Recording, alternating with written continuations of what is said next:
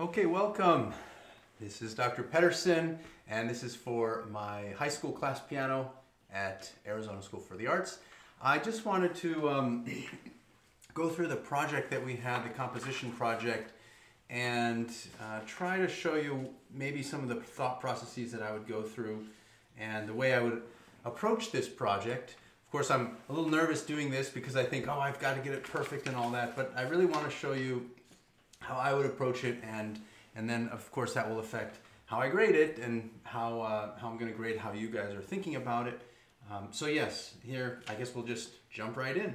I gave you 3 melodies. Now a quick caveat, or a disclaimer rather, obviously I chose these melodies and they came from famous pieces, or maybe not that famous but still fairly standard repertoire. And I adapted those and changed them ever so slightly. So me doing this project is a little difficult because I'm biased. I know what the quote-unquote original piece sounds like. I know what was intended. So I'm going to try to do my best to remove myself from that and from that understanding of what it's supposed to sound like, and show you what I would do to create this accompaniment. Now, the assignment was basically to create a left-hand accompaniment for a melody. And those 3 melodies I gave you as options 1, 2, and 3, the choice 1, 2, and 3. And the first thing I would do is, well, I printed those out. So you can see I printed all 3 melodies out because let's say I wasn't sure which one I wanted to choose. I want to at least play them and get an idea of what they sound like, so I can choose one that I like and that I think I can create a good accompaniment to.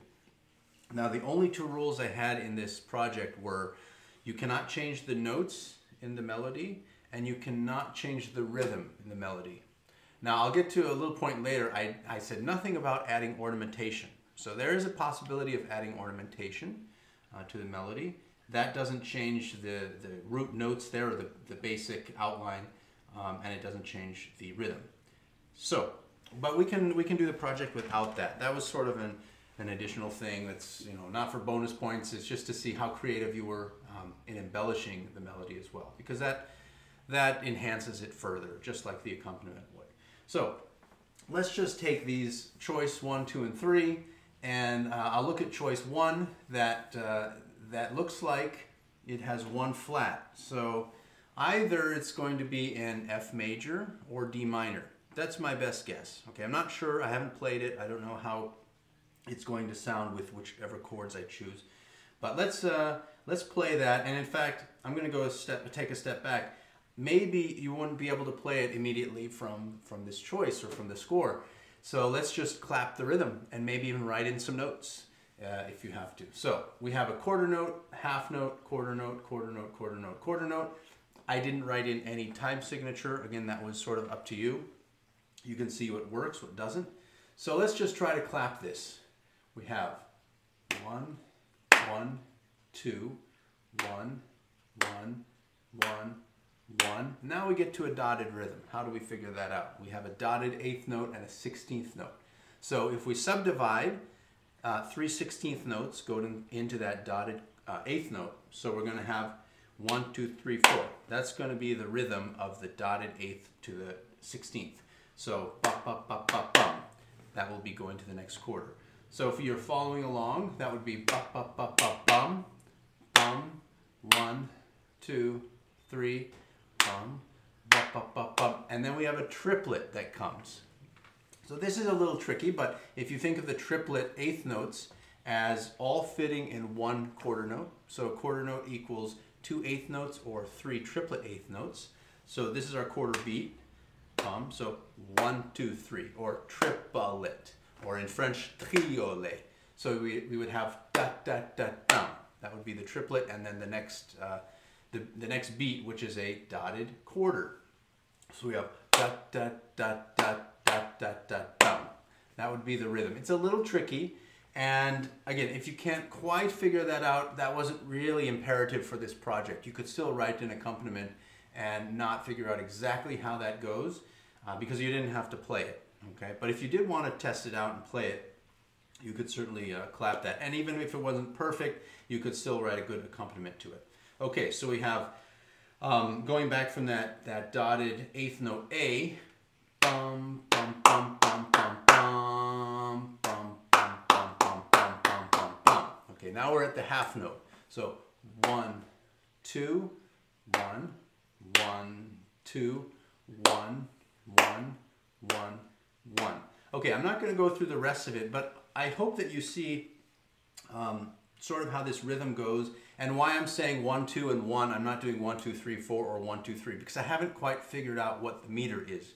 I don't know which meter I'm going to choose. I mean, I know what the original meter is, but I'm not sure what I'm going to choose yet. So let's just play this and see if it fits any meter, you know, more easily than another. My guess would be in this composition project that it's going to be 3/4 or 4/4. Okay, those are the most common.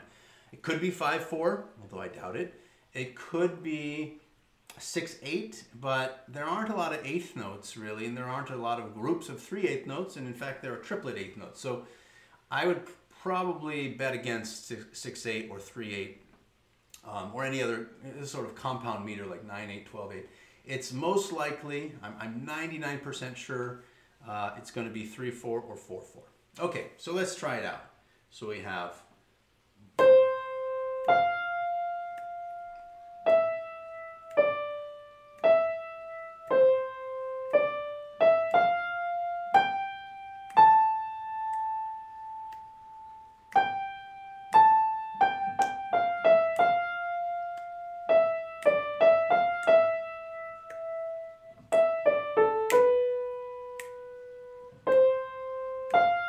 I'll just go that far.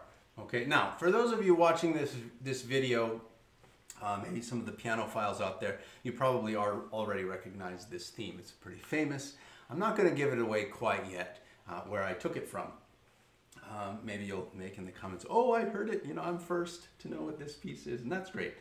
But if you followed along, I was clicking or snapping the quarter notes as the main beat, and I want to see if people felt as if it was in 3/4 or 4/4, what would make the most sense. So we have.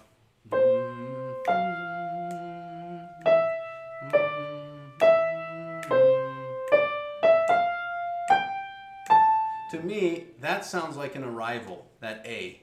So that probably is like a downbeat. And then at the beginning, dun, dun, dun, dun. It's a little strange to have that arrival, again, another arrival, that F, which actually makes me think, this is probably an F major. Probably something to do with F major. It could be in D minor still. I haven't made up my mind, but I'm leaning more towards that F major approach. So if it's an F major and I have an F, that might be a strong beat. So now my inclination is to think, gosh, maybe that C is a pickup to the downbeat. So maybe it's going 3, 1, 2, 3, or maybe it's a pickup in 4/4, which would be 4, 1, 2, 3, 4, 1, 2, 3, 4, 1, 2, 3, 4, which could work. It sounds a little odd that some of the beats seem a little misplaced. So maybe it would work a little bit better in sort of a 3/4. Bum, bum, 2, 3, 1, 2, 3, 1, 2, 3, 1, 2, 3, 1, 2, 3, 1, 2, 3, 1, 2, 3, 1, 2, 3, 1. And actually, if we do that, we get back to that pickup and the F arrival landing on the downbeat again. So I kind of like that. I sort of like that 3/4, but with the first note being an upbeat. Like I said, I didn't say anything about the meter, and I didn't say anything about where the measures or the bar lines could go. That was all up to you, as long as you maintain the rhythm. So my guess, if I had to write this out, I'll do it on my lapboard here, and then show you. So we've got a treble clef, got a flat there, we've got the C, and then I would put a bar line here in that F, downbeat, E, and then a bar line D. Sorry, it's a little bit sloppy. D, E, C. Okay. So that's what I'm going to do so far. I'll put a half rest in here just in case. We'll see if it balances out at the end. So let's see if I can show that to the camera. That's kind of what oops, sorry for the glare. Oh boy, how am I going to, there we go. That's what I would be going for so far. That's just a, very shorthand approach, and it seems like the simplest approach. I did forget actually to put in the time signature there, so let me just put that in instead of the rest. So 3, 3, 4. That's my best guess so far. And look, even if it's not correct, it still works. Still gonna go quite well. Okay, now we have the we figured out the rhythm. I'm gonna make a little checklist. I should have done this actually before I started. Make sure we have the rhythm of the melody. Rhythm of melody. That was the clapping. We've got the notes. Now, I skipped a step. Obviously, I know it. I can play it. If you weren't sure what the notes were, you might want to label those notes and play it. And then, see if that matches make sure the rhythm matches up with that. So I'm just going to put a check mark next to these notes, rhythm, and then figuring out the meter. I put a check there. Now I'm going to say it's 3/4. Okay, that's my best educated guess for this. Later I will reveal what the actual or original meter is, but let's say for now I'm pretty happy with that 3/4. Okay, I've played it. I'm going to say play to get it in my ear and to look for arrival points, because those arrival points will probably mean that's sort of a home key or a chord that's stable. Not always, maybe it's sort of a quasi arrival point and it's going somewhere else, it's continuing. And in the case of the composer who wrote this, the composer is very famous for these long lines and continuing things on. So I'm just going to put arrival points and in quotation marks, so I know that I'm going to probably have a stable, relatively stable harmony at some of those points. Okay, so now starts the real work. That's sort of the prep work, and now starts the harmony. Okay, we have to figure out what the harmony is. Once we figure out what each harmony is, then I can create an accompaniment to that. And then I have lots of options of how to manipulate that accompaniment. Maybe I arpeggiate it, maybe I do a chordal thing, maybe I do one note at a time. All those options open up, but I've first got to figure out or establish that harmony. So this is really the bulk of the project, finding that harmony. So let's go through it, and I'll work again just through a small section, and we'll see which harmonies go with which note. Okay, so and I should have said I established the key. So let's say in establishing the meter, we also establish key. And I think at this point I was leaning towards F. I've got an F and an A and then an F coming back on the 2 or 3 pillars that I've got. So I'm fairly confident it's in F major. I haven't heard anything while I've played it that sounds like it's in D minor yet. If it were in D minor, I would expect some sort of C sharps, by the way. So let's see if I just do a quick scan of what I've played. I don't see any C's in there yet, except for the very first note. So maybe it's setting up F and then it goes to D later. I'm not sure, but for now, I'm pretty confident that it's in F major. So we've got F major. So let's try to figure out these chords or these harmonies that go with each note. And I have to stay within F major. So I might just write out an F major scale for practice. F, G, A, or for reference rather, B flat, C, D, E, F. That way if I want to create any chord based on any note, I know I have to use those notes. So let's start with the first note. We have a C. Okay, this opens a whole can of worms. What note or what chord goes with the C? Well, we have a lot of options. If we're staying in F major, I'll list some options. We could do a C major triad. That has a C in it. Okay, so let's just put that down. So melody, I'll just put melody note here, and I'll put a C. And then I'll do another column, and then harmony with a question mark.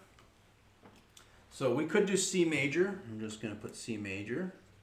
I'm not going to define that yet, but technically that would be a 5 chord in F major. Remember, we did our chordal progression, so we have F major, this is our 4-6-4, then 1 chord, our tonic chord, to our C major, which is the 5-6 chord, if you all remember that, and then back to the tonic.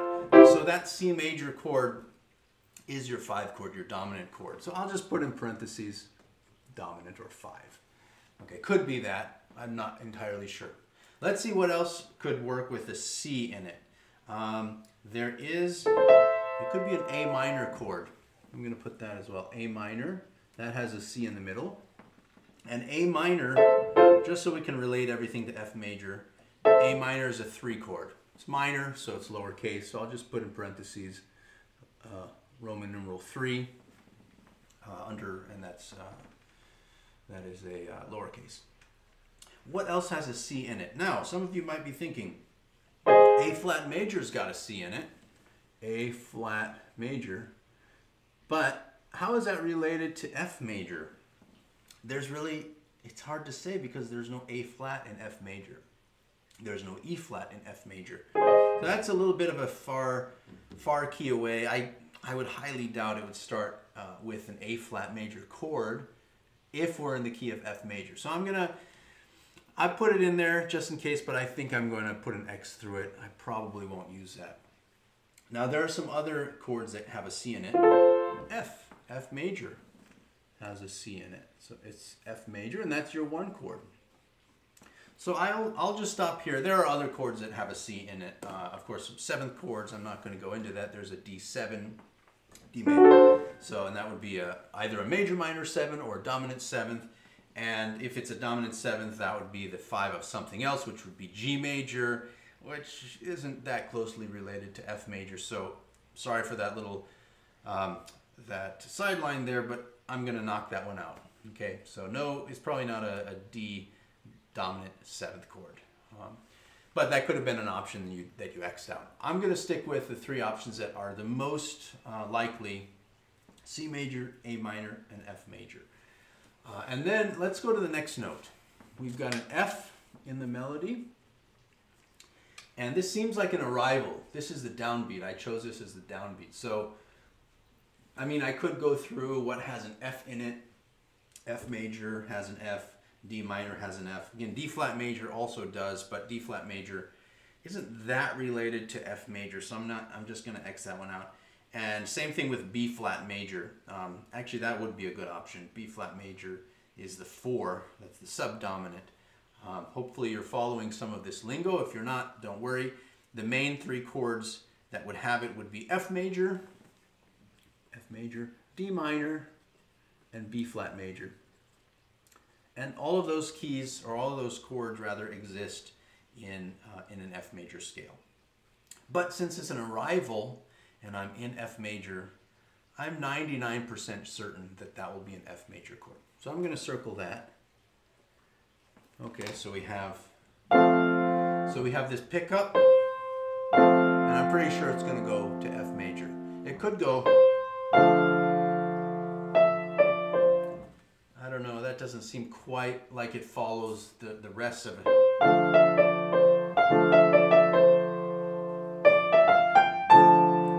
It could be in D minor, doesn't quite fit though.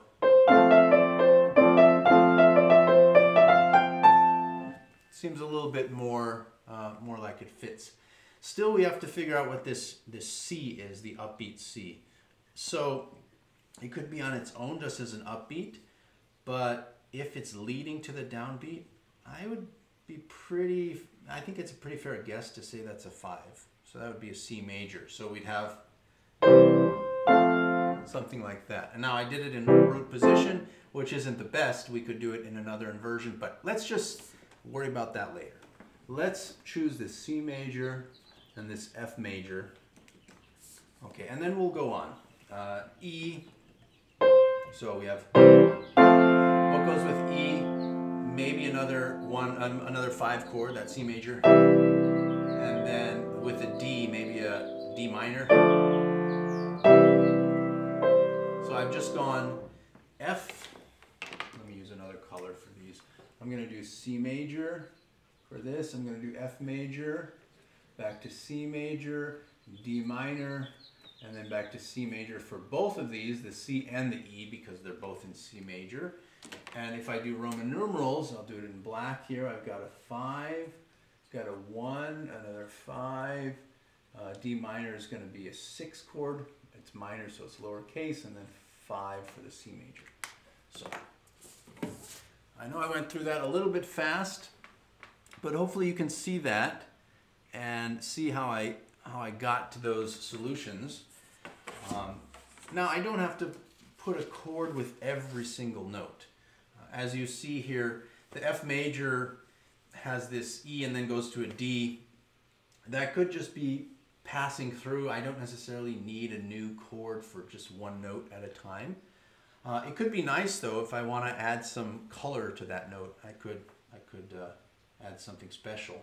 But we could do, for example, C, F, and then instead of a C major for this, we would just hold it. We could just do that. And maybe hold it for that. And what's the next note? A D. So maybe I'll go to, just to change it up a little bit. And then a passing note maybe, or maybe I do this. So B flat major to C major to F major. And then the G maybe needs a C major again, and then F major. So really just using some basic chords, mostly going between F major and C major, the 1 and 5, occasionally putting some subdominant in there, which is the 4 chord, or a predominant chord, which would lead to the dominant. Again, you don't need to know all these terms, but you can sort of fiddle around and play with it and see what sounds good. So I might not include all of those things. And you notice that I also changed a bit of the position. I wasn't always using root position for each one. So let's try that again. And I'll just use root position for all of them. And then maybe we can change it to different inversions so it's a little bit more compact. So we have...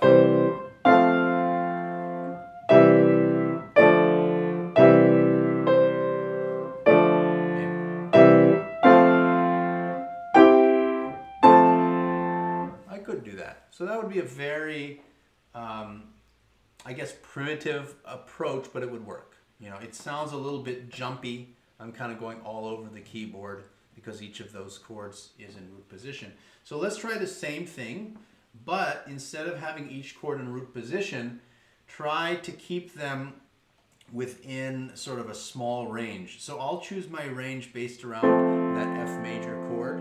That's going to be my center, my home base. So everything around that, if it's a 5 chord, the closest 5 chord to that is the E, G, C. That's a C major in first inversion. That's your 5/6, if you remember that from our chord progression. So every time I have a 5 chord, I'll go to the 5/6. So I'm going to make all those 5s 5/6s. I'll keep the 1s, the F majors in root position, 5/6. The D minors, I'll do that in a 6th position as well. So it's F, A, D. That would be the first inversion of D minor. So I'm going to make those all first inversions. The 5 chord, that's going to be another 6. First inversion, so 5/6. And then when I get to that B flat chord, which I did, where did I do that? No, I forgot. I should have written that part down.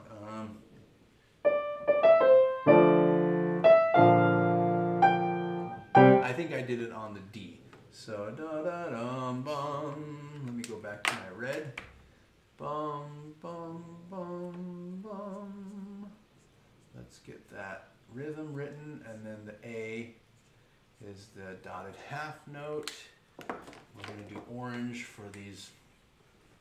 Okay, so D, I'll do D minor, and then for that E, even though I don't really need something, I'll do a C major on that, and then B flat on that F, because that F doesn't sound like it's a pillar or an arrival point. It seems like it's going towards the A. The A, and also the A is on a downbeat, on a strong beat. The F is on a weak beat, on the second beat. So I don't necessarily need to have a tonic chord, an F major chord on that F.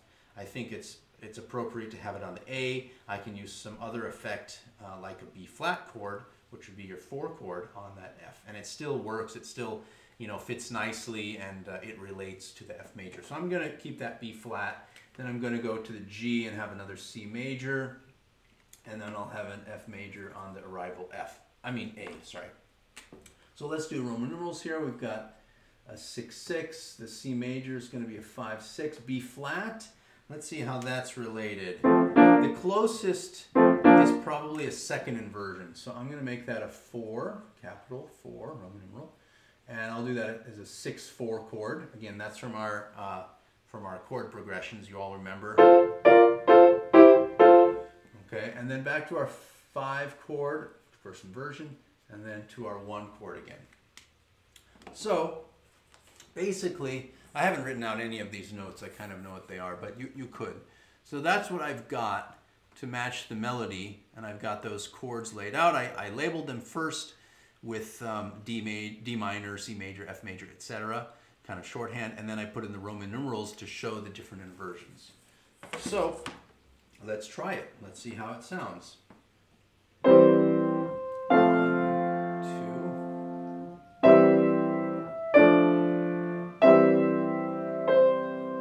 And then I'm going to...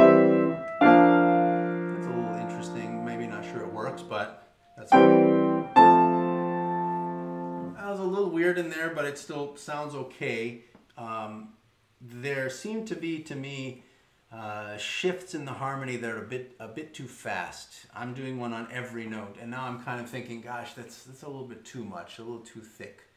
So maybe I'll take some of these chords out and just make it a little bit more simple. So maybe I'll just do... I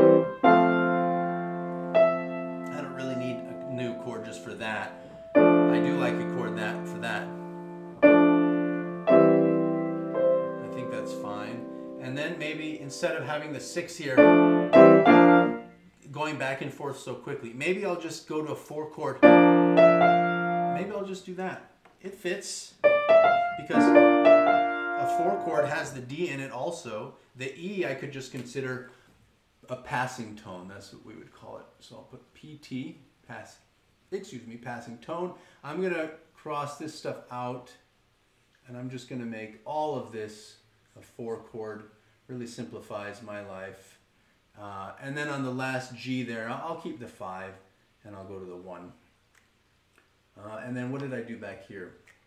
Oh yeah, I did that as a passing tone as well. So and here's another PT. So I'm just not going to do this 5/6 chord. It's not really necessary.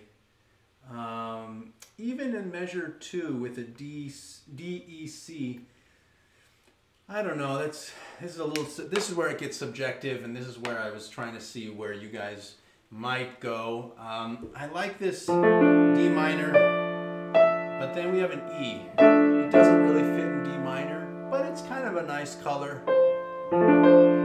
As long as I kind of resolve everything in the next measure, I'm not too worried about having those clashes. My original thought was to have a C major chord for those. That sounds nice. It seems pretty straightforward, pretty standard. But I wonder if I just keep that 6 harmony, if it adds kind of a nice color. I'm not sure yet. You know, I'd have to try that out. Yeah, I'm not entirely sure how that's going to work. Then I have a 5 chord going to a 4 chord. A little bit strange, but you know, I'm thinking once I get this accompaniment the chords, maybe I can write something that's arpeggiated and make it a little bit smoother. So I'm going to keep those two options open. So I'm looking at that E and the C in the melody. Maybe I'll put a 5 chord onto those. Maybe I won't. I'm not entirely decided. So I'm just going to put that in parentheses so I can remind myself later, use it or take it out. So now we've got our basic harmony. I'm going to do it this time without the 5 chord on that second full measure. See how it sounds. Okay, so we've got 5, 6.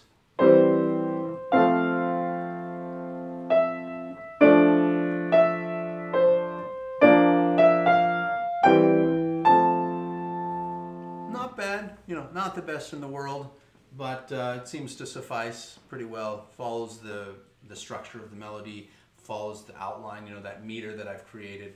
I think it works pretty nicely. And we've gotten through about 4 measures or so. So now I'm not going to go through the rest, but I'm going to see if I can make it a little bit more interesting than just some chunky, clunky chords. So maybe when I have a long note, let's just do it simple. When I have a long note, I'll arpeggiate it. When I have a short note, maybe I just play a chord. Okay, I'll just try that as my first rule. See if it works. So for the first note, I'm going to play it as a chord.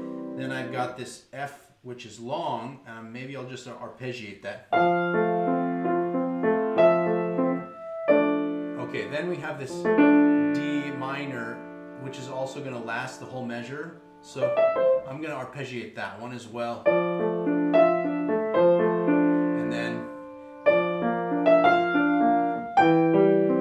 oh, I kind of cheated on that rule there because the last note in the third measure is just one beat, and I arpeggiated that because I guess I was getting into this rhythm of those rolling arpeggios. So let me go back to just blocking that. But still, that 4 chord, I think I'll arpeggiate because it does go for 2 beats. So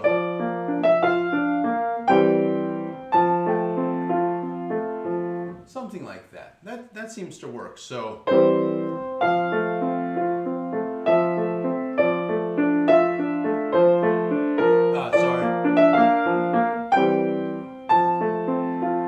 okay, still pretty simple, staying within one range. Pretty easy arpeggiation. I didn't do anything fancy. All I did was, you know, just going up the arpeggio, down the arpeggio. I could have done something even more interesting, like or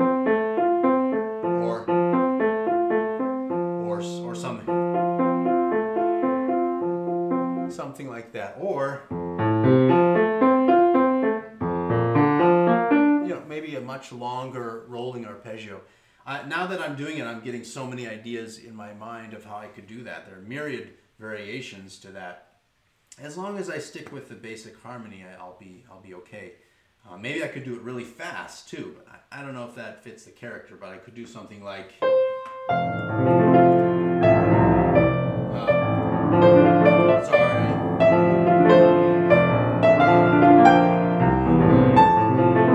something like that. I'm not quite sure. I'm just kind of making it up, but there are many options to do it and to fill that in. Maybe I would do something like a chord, like a bass note and a chord, some sort of jump, like, and then, you know, something like that. So maybe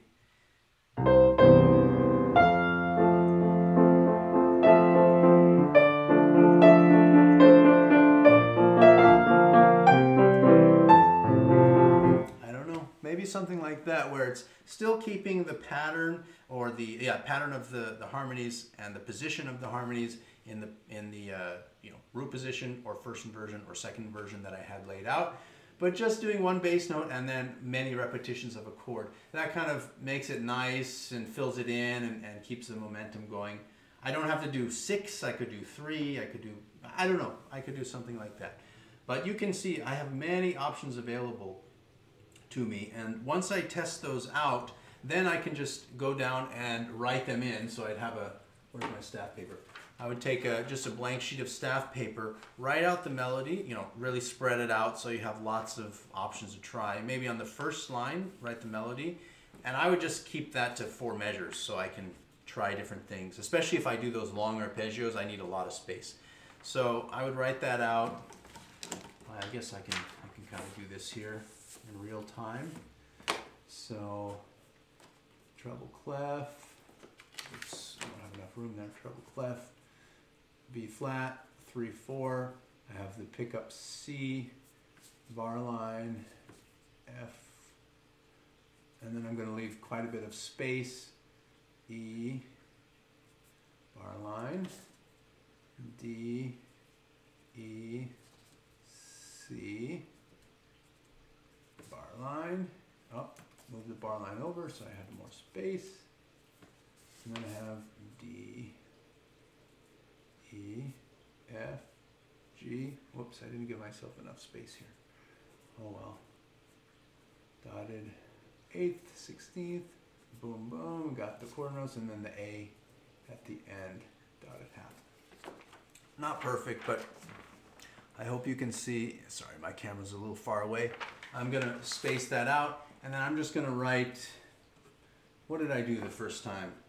I'm gonna do a chord for that, and then I'm gonna do. I decided to do an arpeggio for that. So let's get this bar line down here. 1 flat, 3/4. Whoops, that should be 3/4, and then 1 flat. Sorry about that. Let me flip that around. I knew something looked weird. Okay, so 3/4, 1 flat. I've got a C major chord. I'll do that in first inversion. So that's E, G, C. And then on that F, I'm just going to do that arpeggio. Because it's 3 beats for that measure, I decided to keep the F major chord for the whole measure. So I'll just do bop, bop, bop, bop, bop, bop, bop, bop, bop. Those are triplets, triplet 8th notes that would go with each quarter note. So I'll start from down here. Whoops, that's not lined up. Hello. Dun, dun, dun. Yeah, see, I need to leave myself more room for this. Yeah, this would be over here. Dun, dun, dun.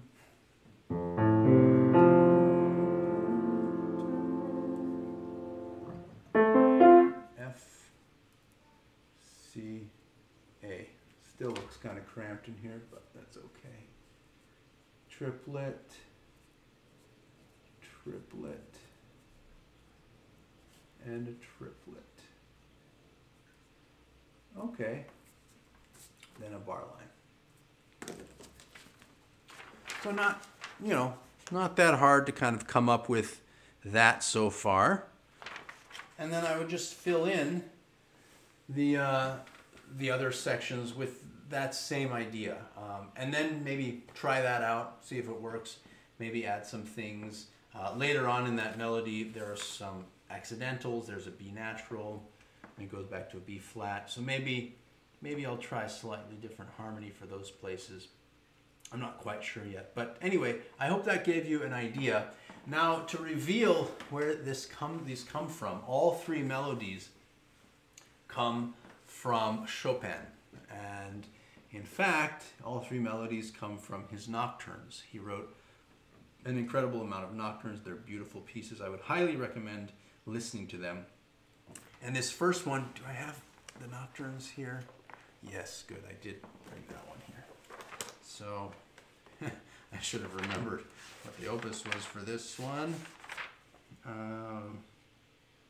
Gosh, which one did I use now? Can't remember. Let me do. Oh yes, it was Opus 15. So Opus 15 number 1.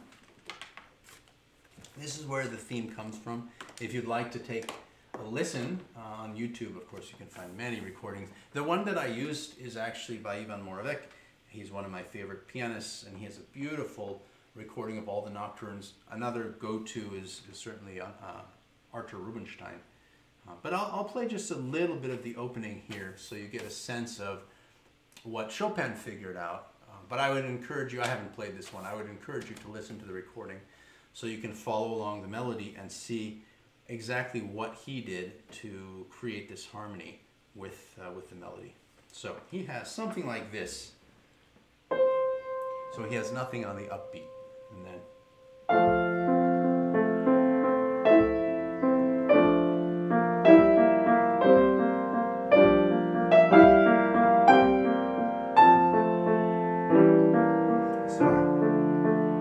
sorry about that. I love this. So as you can see, let's see if we were anywhere close.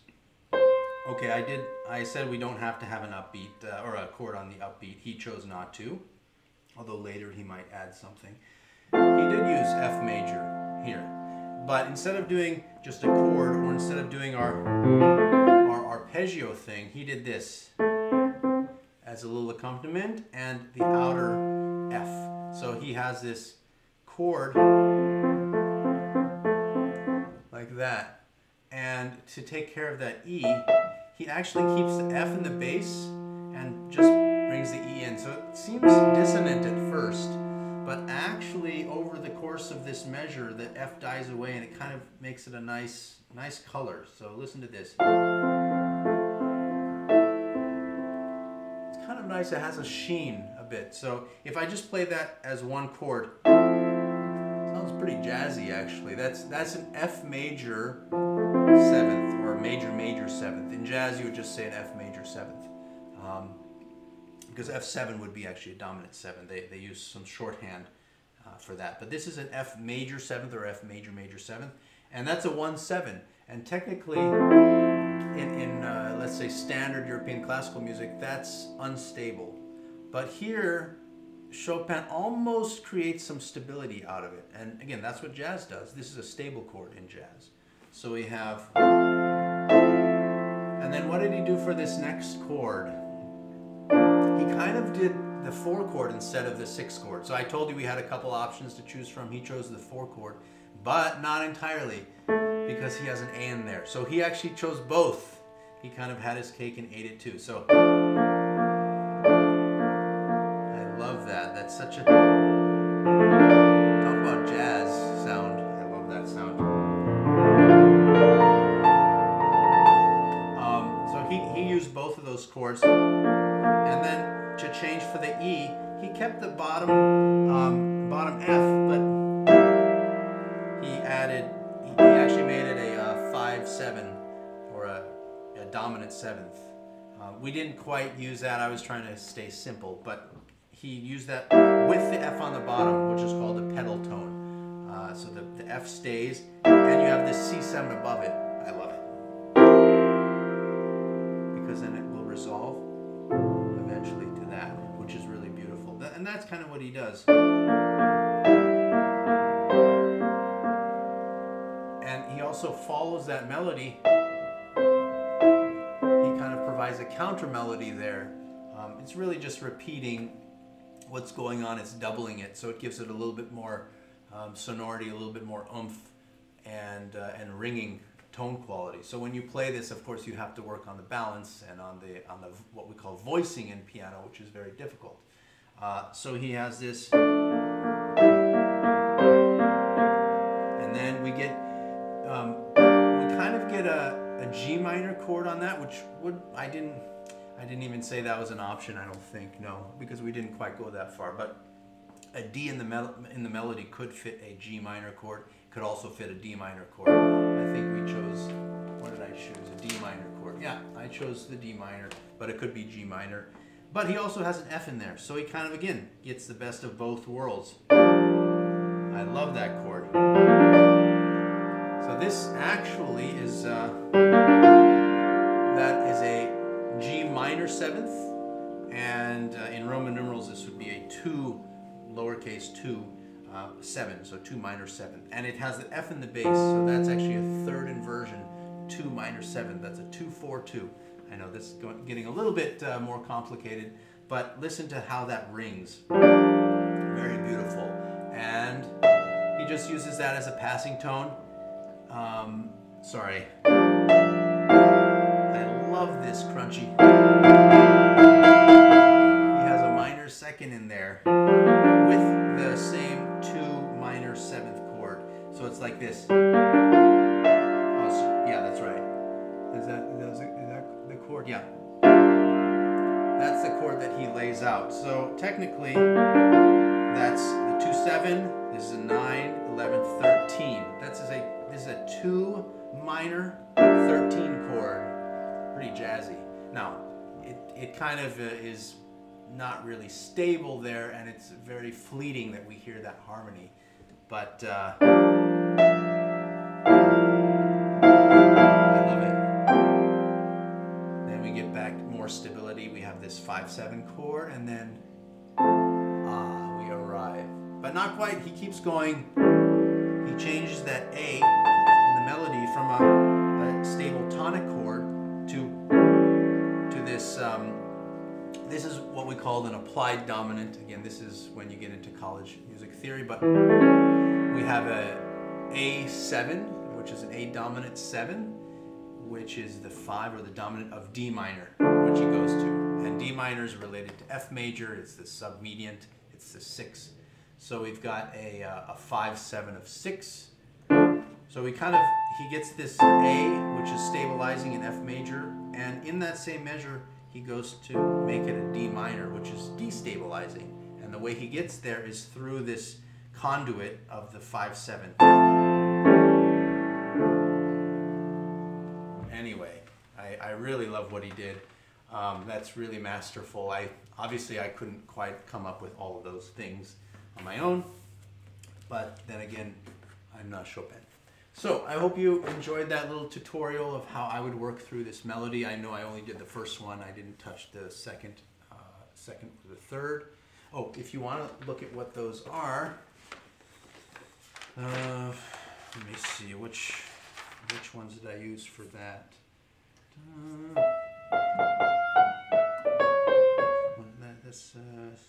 Did I use that one? Yes. For the second one, I used Opus 27 number 1. I'll just play the opening for this so you hear what. Remember what I said, you cannot change the rhythm or the notes in the melody, but I said nothing about introducing it or adding ornamentation or anything like that. So he actually starts with 2 bars of rest where he sets up the accompaniment like this.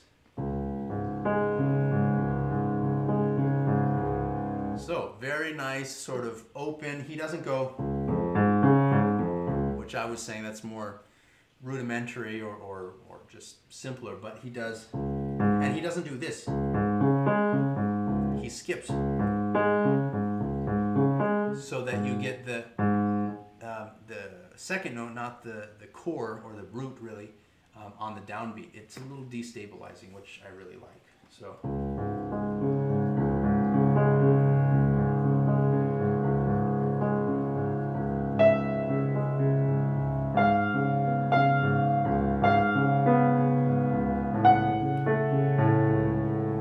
That's just the opening, so you kind of hear,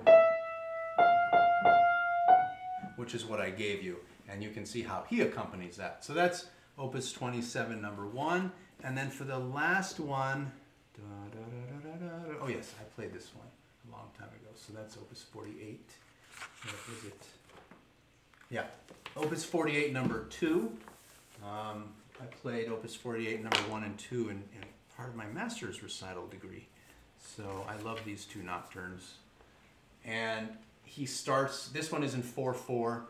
He starts with a rest, but in the melody that I gave you, and I did give you the rest. So I gave you a little bit of a hint in that one, where to start. So, I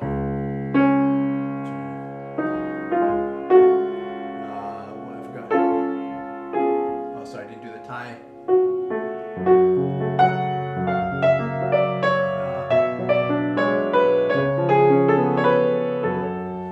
Do the beginning of that. Now, in the melody that I gave you, I didn't give you this little ornament. All I gave you was, but what Chopin does is he adds a little ornament on there to make it just a little extra color. And also in measure, what becomes measure 3, I didn't give you that ornament either. I just gave you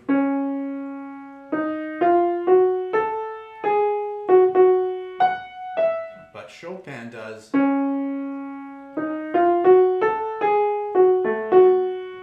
Gives it a little bit more. And he also added some of the chords to create that harmony in the right hand. So it's like a counter melody.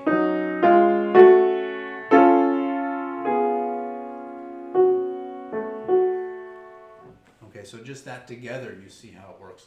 Anyway, a genius approach as well. I would take a listen to that. That's Opus 48, number 2, Nocturne in F sharp minor. So, okay, I think I'll call it there. I hope you learned something from this video, and I hope you enjoyed the project. Now I get to grade them. Okay, I'm really looking forward to it. See you guys later.